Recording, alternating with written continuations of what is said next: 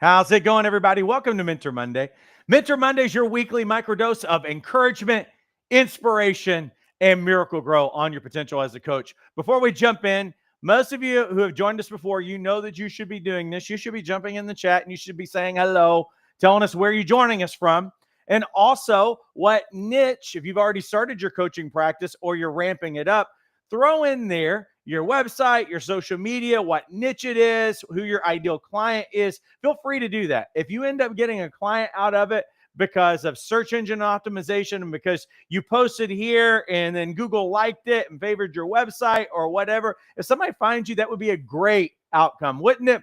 That you joined us tonight for this, because we do have a forward mission statement at Life Coach Training Institute, and it is proficient coaches. We want you to be the best coach that you can possibly be. And also, like, if you've got a client out of just watching tonight because you posted inside of the chat, well, that's part of our other side of our mission statement, which is thriving practices. We want you to be able to leave that 9 to 5, put that, in your history and move on towards your purpose and calling, which is to help people get breakthrough, to live into your purpose, change the world one life at a time. That's what we really want to see. So preemptively, do me a huge favor. First, jump inside the chat, say hello, tell us where you're joining us from, and put all that good stuff in there. If you've already got your website going and everything else, feel free. Tell us who you want to coach or who you hope to coach one day. Maybe you're still in process. You're still developing or thinking about becoming certified or whatever. Do me that favor. Also, do me another huge favor. Like this post and share it. We want to help as many coaches as we possibly can. That would be a great benefit to us because it's telling Facebook and YouTube that we are doing a good job. And listen, if we don't do a good job tonight, you can take your like back. But while you're thinking about it right now, please preemptively just hit that like button. We are always here on Mondays just to encourage and to serve you and to help you grow. And we want you to get the most out of it. So do us that favor so we can help more coaches. Now, I am not live tonight. I am live, right? But I had to pre-record this because I'm actually traveling right now for some business kinds of things, some great things that are coming up for Life Coach Training Institute. And it's requiring me to do a little bit of travel and some investigation and to meet with some people and everything else, but great things that are ahead. And as soon as we get there, we'll tell you about that. But I appreciate the fact that you're still here, even though usually what I do is I go into the comments and I say hello to everybody. Let me just say hello to everybody who's in here. And I really appreciate you, this global group of coaches. I appreciate you guys so much. We're in a series right now called Coaching Through Life's Pressure Points. Now, what we've been doing in this particular series, again, our forward mission statement at Life Coach Training Institute, that first half of it is coaching proficiency. We want the best coaches, the most confident coaches. We want you to be confident in what you do, and you're helping people get breakthrough.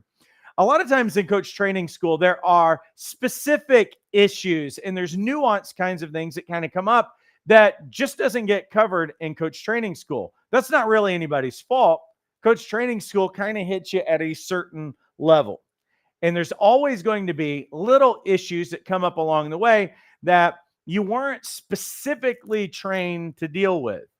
So what I love doing is in some of these series that we do on Mentor Monday is to do a little bit deeper dive in some of these more nuanced kinds of things. And what I would say this series is about is some of the issues that are going to be common that you're going to be dealing with, or perhaps could come up with, and regardless of what niche you're coaching, you're going to see some of these things come up. So I'd encourage you, if you've missed the first couple of parts of this series, to go back. We are actually in our fourth week of this series. And what we're talking about tonight is coaching clients who are struggling with failure. They're kind of in that defeat mode. They have a defeat image in their heart, and now we're going to help them. And this is actually a very common thing because failure should be something that people are experiencing regularly in their life. If you're growing at all, you're failing to some degree in your life. And if you haven't heard that before, well, I want you to be encouraged because we're probably going to say a couple of things that maybe you haven't heard before. If it's something that you're struggling with, maybe you'll get some help from it. Hey, before we jump in though, if you want the slides, these beautiful slides, because what I do in these slides is we go through all of the points, but I always give you coaching tools and coaching questions that you can utilize with your clients. So text that keyword to slides, SLIDES, to 833-258-7547. Again, just the keyword slides, 833-258-7547. Just scroll to the bottom of that page. You'll see a big old green button at the bottom. You can just click that and you can get it. And I have no idea why I said big old green button, but I said it, didn't I? All right, so let's jump in. Here's the first thing. The pressure point of failure. And why do we want to coach it? Why is it important for you to be able to coach it? Because when clients say that they are failing, they actually mean it. Because that's the meaning their mind has attached to the moment. I'm going to write on here for just a second. This is a really important word right here, is mean. Meaning. Let me give you another word for meaning. And it's this word belief. Anything that you have that is a belief that you are functioning in your life currently is also what we would say is a meaning. It's how you've created meaning. So any experience that you've had in your life, whether it was positive or negative or traumatic or hopeful or joyful or whatever experience that you had, and we can say that that experience was either pain or it was pleasure. It was a bad experience. It was a good experience. So this is the way that your subconscious works, because when you were younger, you weren't thinking and you weren't processing like you process things maybe today. You were kind of garbage in, garbage out.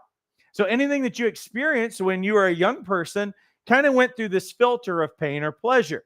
And what your brain did is it made the most sense that it possibly could of anything that you experienced. And it created little reference points in there, right? And so these reference points end up creating a meaning about this. Well, here's what this means, and here's what this experience means. So this is how, traumatic experiences come out, because there was something painful around something, and it created meaning for you. So some of us have some of those with something like money. If you grew up and there was scarcity and there was always anxiety or there was fear or difficulty or struggle around money, or you saw your parents fighting over money, you created meaning. It's like meaning to me is, well, money's a very scarce thing, or money's a very painful thing, or I hate money or whatever. What did it do? Is all those meanings created a belief. And sometimes it just forms a story that we keep living out of. So what we're talking about is that when clients say that they are failing, because it's really important for us to understand, failure isn't really a real thing. It's a concept. It's an idea of ours. But when they say failure, I am failing, that is in the meaning realm. It's in the belief realm. It's how they are perceiving something. And there's some really bad things that are coming out of the way that we perceive failure, because you know what most people are doing? Probably some of the people who are watching right now, you're avoiding failure at all costs. The reason why you're avoiding failure is because you believe that you fill in the blank. Maybe I'll never recover. I'll get destroyed. People will criticize me. I'll feel really bad about it. I'll get rejected over here or whatever. This actually stops a lot of coaches from ever going in and getting trained and certified. Or they might get trained and certified, but they won't actually start their business because they're so afraid of failure, because failure has a meaning for them. Hopefully what we'll be able to do tonight for some of you who are struggling there will help you maybe look at failure a little bit differently, even give you some tools to be able to help yourself. So failure isn't really about facts at all. What it's about is interpretation. How do I interpret? How do I perceive something? How do I create meaning around something that feels bad or feels difficult or feels challenging? That could be something that didn't happen the way that we think that it should have happened. And now there's a belief, not a circumstance, but a belief, a meaning that continues to write the story. And you know what happens? is some very real kinds of things internally happen to us when we have these stories, this belief and this meaning. You know what we get? We get frustrated. We feel pain. We feel hopeless. We feel shut down.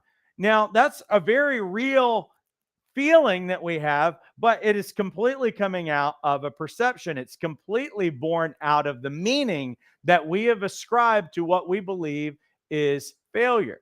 But here's the thing, I'm going to give you a really quick hint on the front end. Sometimes you're just frustrated.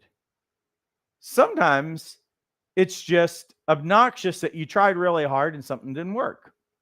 Sometimes circumstances arose and it was just the timing was a little bit off. Maybe you were ahead of the game. Maybe you were behind the game. Maybe your technique or something that you were doing needed to be dialed in a little bit more, whatever it was. And it created frustration. It created pain. It made you at least feel impatient and maybe a little bit, this is obnoxious and this is not the outcome that I wanted. Hey, let's frame it then as frustration or disappointment or whatever it is for the moment, but let's frame it as that. See, when we frame it as failure, and then we're going to be like, okay, I am a failure. It starts to get into your identity. And you know what you end up doing? You end up not liking yourself, having a lot of self-doubt, not believing. See, because this whole fear of failure, you never fear failure where you have incredible belief in yourself, where you have incredible faith, where you have confidence. Some of you have been working the same job for a lot of years. You don't have any fear of failure about it because you've been doing it for too long. You're too good at it. But it doesn't mean that you didn't experience difficult times in order to learn things. But see, what ended up happening is that the difficult stuff and the struggle, if you would have just continued to believe that that was failure for you, then you would have never succeeded. You would never even continue doing that career. Because usually with something that we were doing, the first couple of times that we do it ends up being really difficult. I mean, think about it with any kind of sport that you've ever learned, any kind of game that you've ever learned, anything that you've ever learned. The first couple of times that you did it, or maybe the first 10 times that you did it, you might have not gotten a great outcome out of it. You might not have gotten a great result. And you know what you could have done? Oh, I'll never be a baseball player. I'll never be good at this video game. I will never be good at numbers. I'll never be good at math. I'll never be good at English. I'll never be good at science. We could just rattle off a list because literally everything that we have done, we might have liked it or whatever, at least tried it, whether it's playing the guitar or whatever. But see, we framed it as failure when it was actually just difficult, when it was actually just disappointing, when it was actually just frustrating, and we quit doing those things. But the things that you persevered through, that you just framed as, hey, this is really kind of challenging, but I'm going to persevere through it. I'm going to be patient through it. I'm going to and I'm going to endure through it. On the other side, you learned a lot about yourself and you came into excellence. You came into greatness. So this is the thing, that's the difference of how we perceive things. Perception creates a reality, and it ends up creating meaning, which is a belief, and it makes us avoid really the things that we need to do to live different kinds of lives. So a couple of other things. Your clients, if they're going through this, don't need a pep talk from you. It's not really your job is to do this motivational thing or do cheerleading. That's not what coaching is. What they need is that they need help untangling what's true from what it's come to mean. And so this is the way that we undo this pressure point of failure, is that what we've got to do is that we've got to essentially change the meaning. We got to change the way that they have framed reality in these things. What's the impact of perceived failure? Well, when failure becomes an identity, growth becomes impossible. Let's think about this. Failure, I am a failure. It's an identity. It's not simply I failed or I struggled or I was challenged by this. Think of any kind of an I am statement, and I am this. And so really what it is, well, a failure in that sense is a noun, and it's defining who we are. I am this. the same way that you would say, I am a mom, I am a dad, I am a teacher, I am a whatever, we're saying I am a failure. Now, if you call yourself a failure, then what do you have to do? Well, you have to fail. You really believe, this is why it's an identity statement. It's really what is framing your imagination. It's framing your life. And so it's an identity statement. It's I am this. And you know what you're going to do? If you believe that that's what you are, then that's what you will continue to do. If that's how you define your life and struggle and difficulty and everything else, then this is what's going to become your reality. A couple of other things. Every setback actually feels personal, not situational. And I find a lot of times this is true for people, is that they don't believe, because it's become their identity, they don't believe that what happened just happened. You ever find these people who, when something quits working, or their car breaks down, or it rains on their beach day, that they'll say stuff like, well, that figures. That's exactly how it always goes down for me. You ever hear somebody say that? It's because they actually take it very personal. They actually think it's in their identity, and they think that something is coming at them at all times. And that is a very dangerous reality. That's a miserable reality, actually, when we could look at it from a different perspective. Different perspective is, hey, that was a situation. Hey, it wasn't fun. It wasn't great. I'm not denying reality, but in terms of something's disappointing and it's frustrating, but I'm going to give that its place. I can't allow that inconvenience or that difficulty to suddenly become an identity statement for me, and to say that everything is personal in the way that it's coming down. They stop taking risks because they can't bear another proof of not being enough. And progress slows, not from a lack of skill, but from shame that is now running their story. And so the longer they stay stuck in that story, the smaller their life becomes. How is that? Because if you believe that you're a failure, and then you're avoiding failure, you know what you're going to do? You are going to play small. You can't really have a bigger life, because you know what you'll do? You will contain your life in the things that are very familiar and are very comfortable for you. And that's playing small. Some of you have been doing that. That's why you've Googled becoming a coach. And maybe you've taken a little bit of you've been looking at some of these things, but you haven't taken a step. This is why many of you are staying in where you are. You're not happy with it, but you know that there's no risk in it. You won't hurt your identity anymore. You won't hurt and come into hopelessness. You won't be disappointed. And so to avoid possible disappointment, then we stay here, which we know what to expect. We know how much money I make right now. We know what I'm good at. We know what's possible. We know what we're going to eat 5 days out of the week before that week ever comes. See, it's a very predictable program that we're actually living in, because we continue living in its story. But see, when you stay stuck in the story, you don't live a bigger life. You actually live the same life over and over and over again. And coaching here isn't about fixing the failure. It's about breaking the false meaning that's attached to the failure. So how do we do that? Well, first off, what does perceived, and this is really important, I'm not just calling it failure, what does perceived failure sound like? What sounds like this? I should be further along by now. If somebody says that, they are actually comparing themselves to other people. And you can't compare yourself to other people. We're not just a little bit different. We're a lot different. Completely different, actually. And what we do all the time is that we're always comparing where we are in life and our skills and our abilities and talents to somebody else. And sometimes we're comparing it to someone who's like 30 years ahead of us, or 10 years ahead of us, or whatever. Comparison's actually a really ugly thing, because the interesting thing is that this person can never be you, and you're never going to be that person. It's completely unfair. And here's what I believe. I believe if you ever knew what was actually in you and the greatness that actually lives in you, you'd never want to be anybody else, and you'd never be comparing yourself to anybody else, because you'd just be busy stewarding what it is that you are.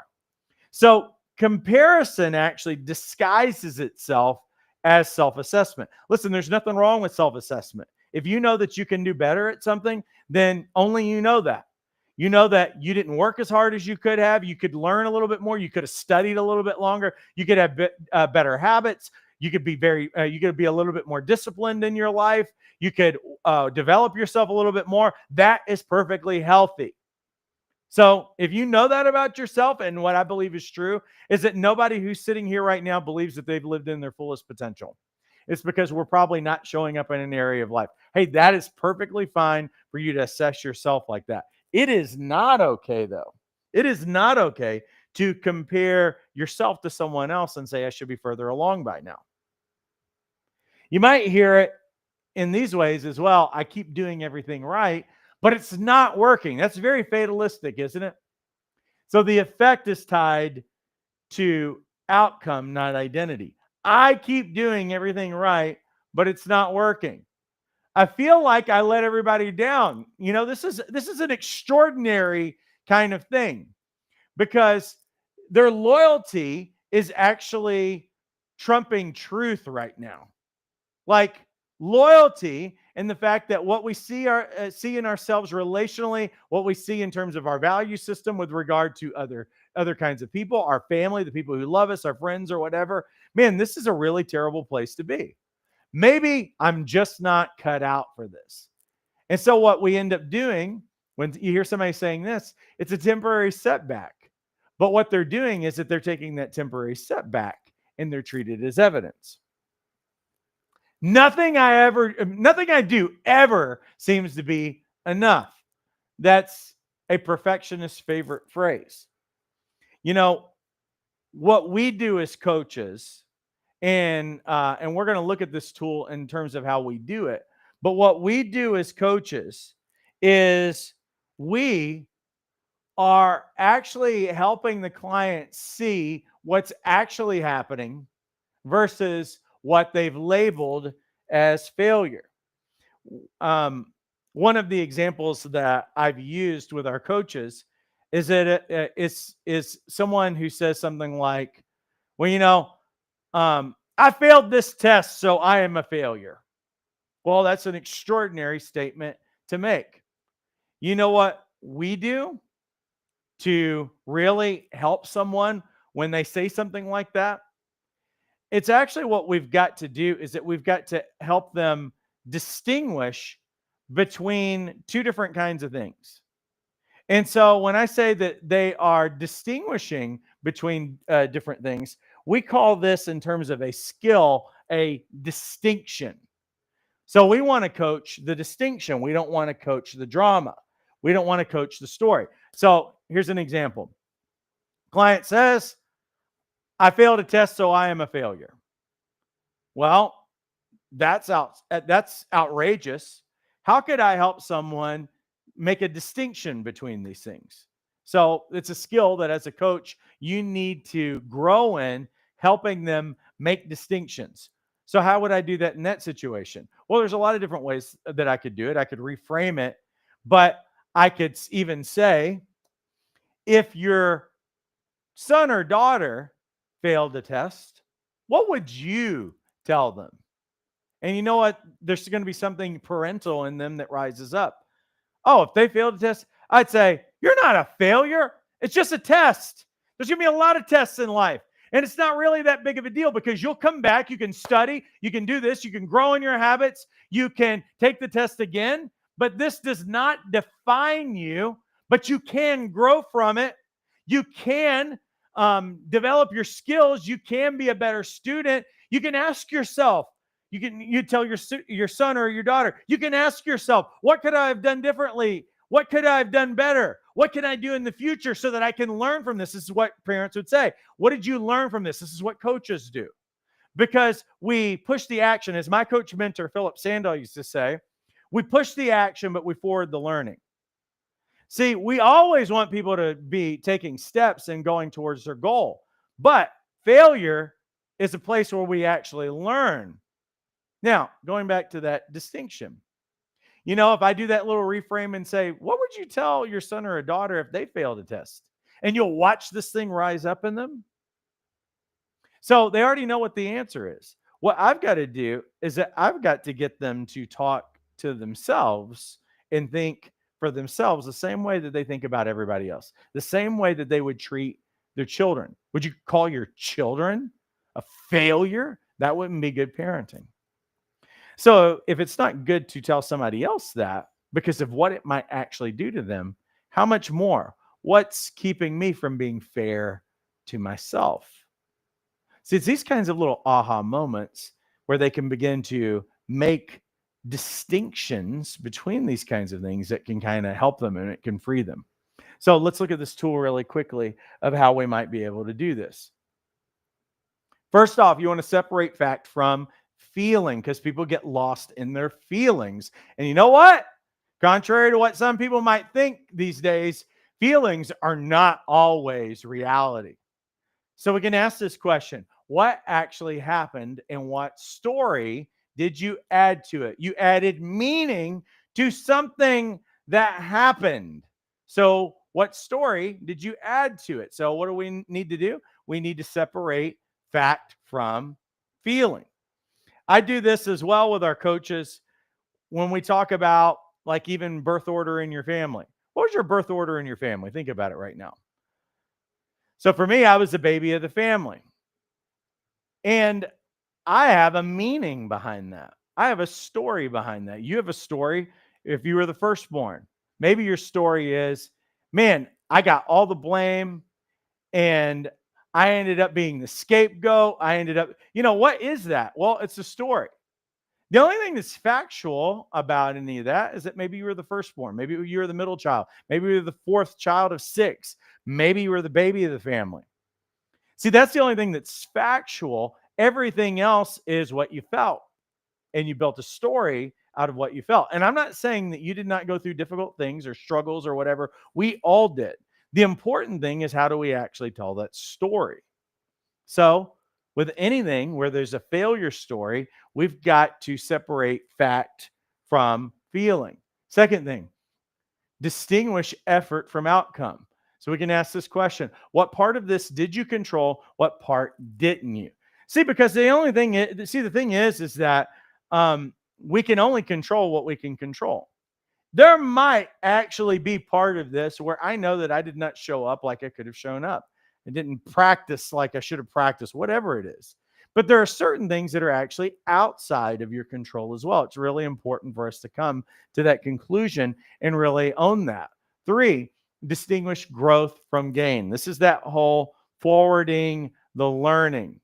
What did this season build in you, even if it didn't work? We've got to actually pay attention. What growth happened? How am I going to show up differently? See, the thing is that why we always avoid failure is because we fear that it's going to crush us and we're never going to recover. But actually, everything that we've ever learned and learned well in our life, that has actually become our muscles in life, where we're the strongest, is because we actually experience resistance and we learned in resistance. Resistance always creates growth, just like it does in the gym and everything else. So we have to look at a new reality on these things.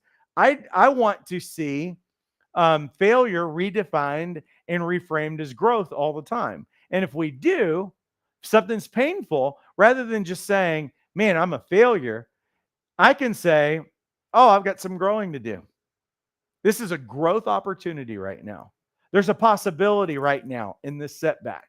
It's not just simply about language, and it's not simply about blowing smoke and trying to use other kinds of words or whatever. We're really choosing to a new reality instead of the story that we tell. And here's the last part. The last one is distinguish identity from performance. Who are you apart from this result? Because you are not your doing, you are a being, you are not the result. So here's some final thoughts. Failure isn't final, but what it is, it's feedback. Expectations are heavy because they're borrowed. But coaching through failure is really coaching simply through perception. Because what is failure? Well, it's a mindset, it's a belief system, it's a meaning. but it's not actually reality. When clients make distinctions, pressure turns in to perspective. For those of you who have not gotten trained and certified yet, here's probably your quickest, best option to jump in right now as our self-paced course. We have been training coaches since 2014, and we've trained at least 50,000 coaches at this point. We are the largest life coach training program in North America, and we are fully accredited. What we exist for is to help people who are double booked, who are super busy. You can't take time away. You can't go off to some training somewhere. You're also not looking to pay, $10,000 to get trained and certified. You are also, because you're not looking for another debt kind of thing to pick up in your life. But you also want something that's expedited. Coaching is not rocket science, and it doesn't require an 8-year degree to get trained and certified. So what we have done is that we made our training affordable. We made it accessible. We also made it online. When we were pioneers in online education and training, we have done a lot of different things, but we've also made it where you don't get saddled with debt, so that it not only steals your confidence away, but it also creates a real stress point that you don't feel like you could ever get out from under. So this is why we created our self-paced course, but we're not just simply an online school, and I'm going to show you why. There are 7 core modules in the Life Coach Certification course. We start out by helping you get in your lane and understand what coaching is compared to all other helping roles: advising, therapy, counseling, mentoring. It's distinctively different. We help you understand what that is. Session 2, we show you what a coaching session looks like, and we break down the nuts and bolts of a dynamic coaching session and give you 2 conversational coaching models out of that. We spend 2 sessions on how to listen on a transformational level.